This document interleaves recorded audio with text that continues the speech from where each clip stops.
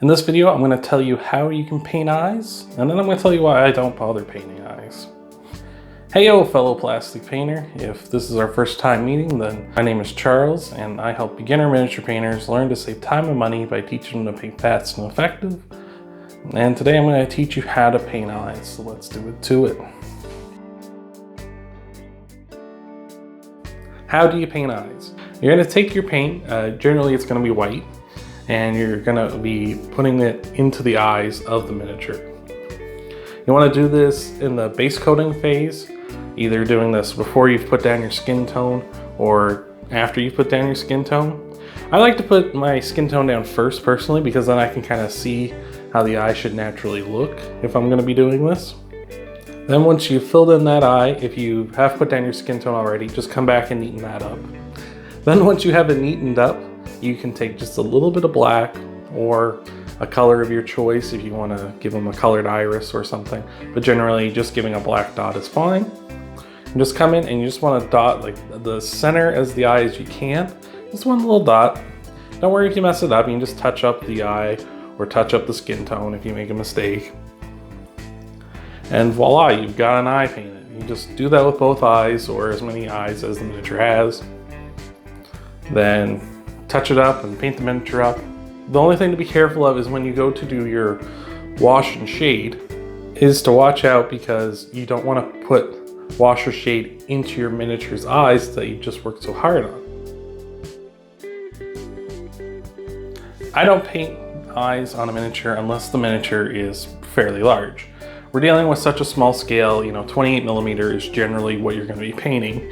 And given that scale, it's just not worth the effort or the time, in my opinion. And it doesn't look right either. The exception to this is that I paint a miniature that has a one solid color eye, such as like red eyes on aliens, or the lenses of like a Space Marine helmet or something like that. Or if it's a larger scale model and the eyes are more pronounced and it's easier to get at, then yes, I will paint the miniature's eyes. That's not a problem. What ends up happening is you either get some sort of goofy looking miniature with his eyes, you have like sort of like Buzz Lightyear in Toy Story, where he's kind of giving a look into the sky, like dead eye, that dead eye stare. Or you get anime eyes and your miniature's just down on the table looking up at you like, "Notice me, senpai." I never really wanted to paint eyes, and I always just, if it's in that small scale, that 28mm, 32mm, something like that, I just flood the eyes with wash. It looks dark and it looks natural. Because given where the miniature is going to be on the table, it's going to be about arm's reach away from you. So given that scale and that distance, noticing the eyes is going to be kind of weird, and it's not going to look right. That scale of where you're like way back, think of like you're on a strategy video game or something, you're really zoomed out and you just see your little units moving around. You can't see their eyes. If you could see their eyes, that'd be kind of weird. And it's the same principle with this. When you put a miniature down and it's that small, 28mm, 32mm, whatever, seeing like the whites of their eyes and the colors of their irises and stuff, that's really weird. Tabletop Minions has a wonderful video, and I'll link it in the description, where he talks more about this, where he talks about how it doesn't look natural, and he makes a comparison of like, you hear the famous saying, "Don't shoot until you see the white of their eyes."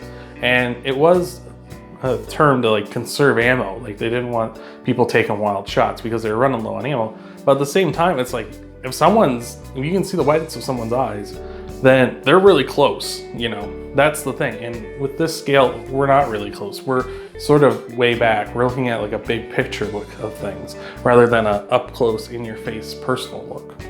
So I think that will save you a ton of time. And if that does save you a ton of time, and this has kind of been a revelation for you, let me know in the comments below.